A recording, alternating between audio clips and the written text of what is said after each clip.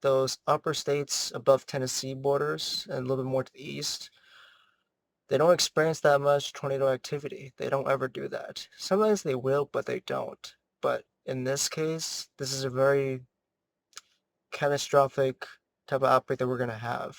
And I don't know how bad this is going to get.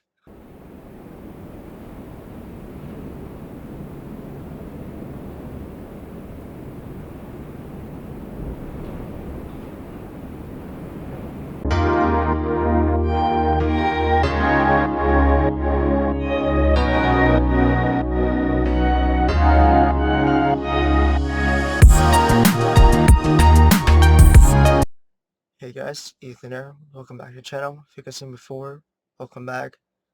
If you guys are new, welcome. Today, as a website, I'm going to be reacting to a meteorologist creator that has broke down the 2025 tornado season of what's going to be like. Earlier, I was not going to be doing more recordings for the time being because I need a break, but I wasn't sure if I wanted to do this. But when I saw this video I was watching, I was like, okay, you know what, I gotta show you guys this. And this is very important because everything what this guy says is pretty much aligning to the prediction that I've asked from Spirit. And how does it all align? Well, I will show you guys at the end after I show you guys the 4 clips that I'm about to show you guys right now. So let's go take a look what the tornado season is going to be about. Going on, gearing up for an active tornado season. Our forecast was right on in 2024, which turned out to be just shy of a record-breaking year. Texas, Oklahoma, and Kansas had a resurgence of tornado activity in 2024. There were stunning tornadoes, but they were also dangerous and launched us into search and rescue mode at least a couple of times.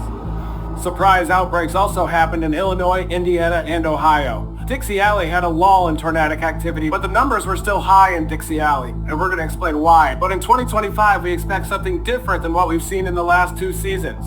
We expect a shift in the maximum of tornadic activity. We could be in for some historic events in unexpected places, and here's why. There are 2 factors that determine tornado activity in the United States: the North Pacific Oscillation, or the NPO, and also El Nino, La Nina, further south in the Pacific. These sea surface temperature patterns will dictate where the jet stream sets up and where it's displaced downstream across North America.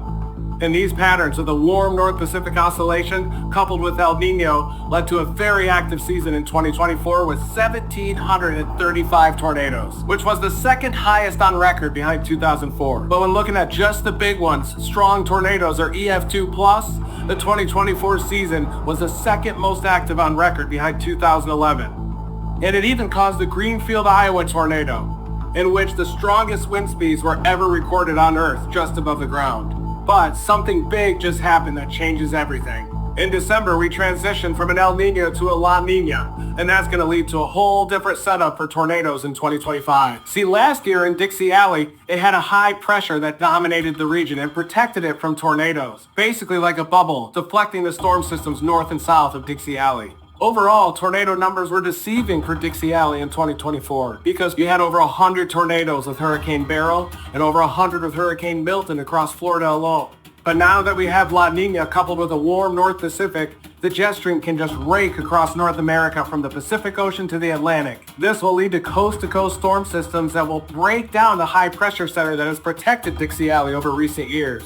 It's the perfect recipe to bring high-end tornado outbreaks, because we've seen these conditions before, and they brought some major tornado dates with them. April 27, 2011, and April 3rd and 4th of 1974. These are the dates of 2 super outbreaks that are the most significant in recorded history in the U.S. But there are other notable years that also match the conditions that we're seeing in 2025 in the Pacific Ocean. And that's 1999, 2008, and 2013. Each of these years saw significant outbreaks, including a short but very intense season in the Southern Plains. So analyzing what we've seen before, we expect a return of super outbreaks in Dixie Alley in 2025. Ooh, that is quite alarming, fellas. Oh man. Yep, you guys heard him. This season's gonna be really, really chaotic, and we don't know how chaotic it is, but from what I can tell from the video, this is gonna be a story outbreak that we haven't seen in so many years. I do want to mention that 2011 was just a goddamn crazy outbreak. That tornado season was just went bonkers like all over. And I was actually impacted by this tornado season. Now I wasn't really impacted by the most powerful tornado, but in my state in Minnesota, we had a strong EF1 tornado that happened back in 2011, and that was kind of a close. I'm surprised that this tornado didn't hit me, but if you guys don't know about that story, I have a video link below about that story. That was just too close to comfort, and at the same time, on that day, when that tornado occurred on that year, we had a major monstrosity tornado that happened in Missouri, and that was in Joplin City. That was a powerful EF5. This was actually a couple uh, kind of right before the actually not before, it was actually after my tornado event that we had in our state. So even though they both occurred on the same day, but the hours was just a little bit different. That is all. But yeah, expect major outbreaks for this tornado season. Overall, that is quite shocking to me for this far on this clip. Now let's take a look at the next piece that will kind of leave you guys a bit flabbergasted in a way. And these conditions will lead to tornadoes that are on the ground for a long time. Some of those tornadoes this year could even reach EF4 to EF5 strength. So while 2024 may end up having more overall tornado numbers, we expect 2025 to have stronger tornadoes from big-time super outbreaks. But not everywhere is going to see greater than normal tornadoes. We expect the northern plains to be below normal for 2025, and maybe even drought conditions could dominate there. But the bad news is that's because everything is moving east. Those areas are going to get hammered. The Ohio River Valley to the southern Great Lakes will likely be above normal in terms of tornadoes, and that's because of really high amplitude storm systems and strong mid-latitude cyclones with warm sectors that stretch all the way up to the Great Lakes. And also, without that high-pressure shield that has been protecting Dixie Alley over the last couple of years, we expect that tornado activity to invade Dixie Alley in the form of super outbreaks. This could be the most active year for Dixie Alley in over a decade. And because of the dense population in Dixie Alley, this also could be the most dangerous and destructive, and that's why people of the region in Dixie Alley need to be on high alert this season. Oh man, yeah, it is true what he said that Dixie Alley is very impacted by civilization. So the the buildings, all the retailers, for example, Mississippi I've been to, there are so much trees everywhere, but there's so many buildings that can get impacted by tornado outbreaks. So it is unfortunate true that the population is very close and very dense. Like there'd be so much damage, which is not good. And Dixie Alley will have new record-breaking outbreaks that we ever had for a long time. And that is where the origin point of the quad state supercell occurred, which was back in 2021, and that still remains as one of the deadliest tornado events we ever had. But it's still doesn't rival the amount of fatality numbers compared against the Tri-State Supercell back in 1925. And if you guys haven't heard about those, I actually have videos linked down below if you guys want to see about them. I've actually broke down both events on my channel, so if you guys want to take a look about it to see what is going on, please feel free to check it out. Anyway, enough of me talking about that. Let's go on further down about what's going on. There are three things to look out for 2025, three factors that will influence the number of tornadoes in North America. The first factor is the above normal Gulf of Mexico. That provides the heat and moisture up to Dixie Alley and the warm sectors of these storm systems. When you have more heat and moisture and a lot of dry air aloft, that leads to stronger tornadoes. The second factor, and we expect this to continue, is the warm North Pacific Oscillation. That's the warm blob that leads to above normal tornado seasons in North America. And down in the tropical Pacific, we have La Nina. That's been dominating since December, but that's something that we have to watch closely, because if that dissipates or is even replaced by El Nino conditions, then that could mean an above normal tornado season for the Great Plains as well. We also expect the timing of the tornado frequency to be different this year because of the La Nina conditions in the tropical Pacific. Okay, so you guys probably may not understand as much, but I understand just a little bit, but I'm still trying to get there because the meteorology info is still kind of makes you go out of place, you know. You're kind of losing it in a few moments. But from what I can stand, that La Nina part does influence into stronger tornadoes. That part I understand. The other one, which I'm terrible at these names, is that I did not know that was the factor that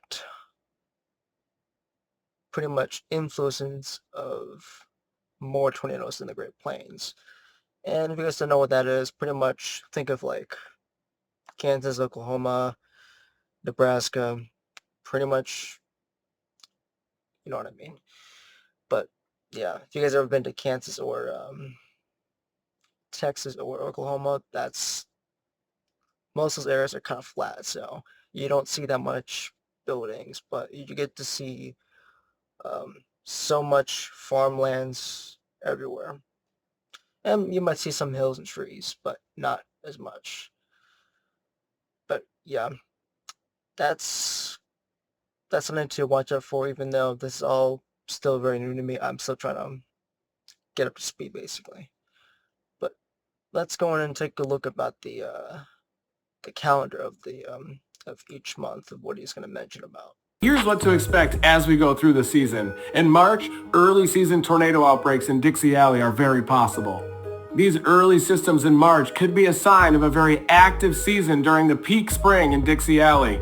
April and May will bring peak tornado season. I expect the tornado maximum to continue in Dixie Alley from the lower Mississippi River Valley all the way up to north of the Ohio River Valley.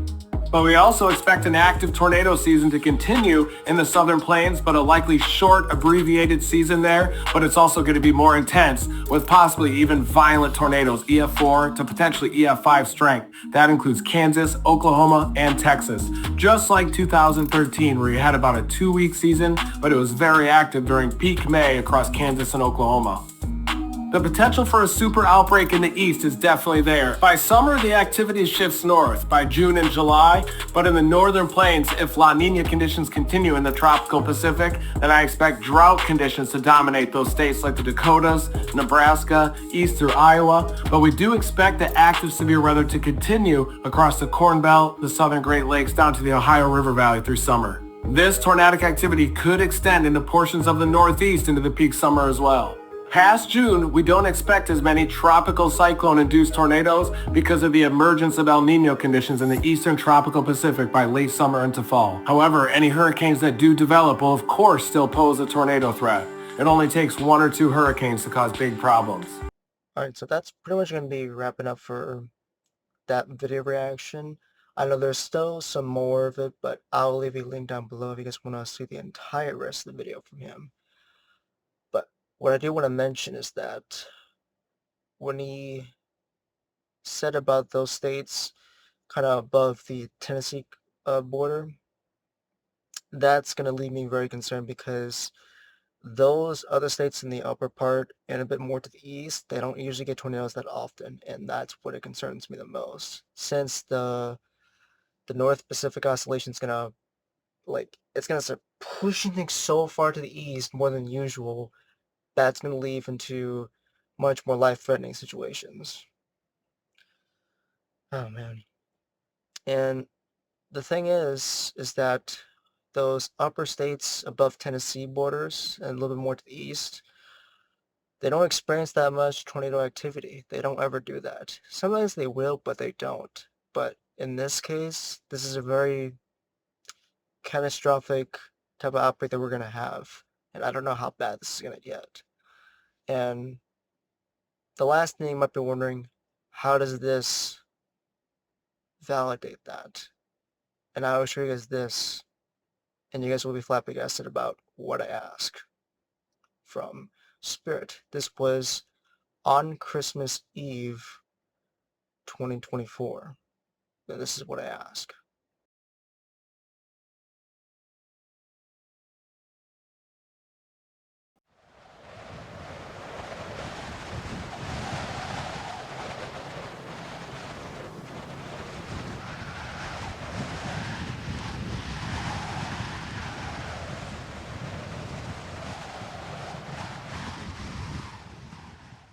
This pretty much aligns with my prediction that I ask on Christmas.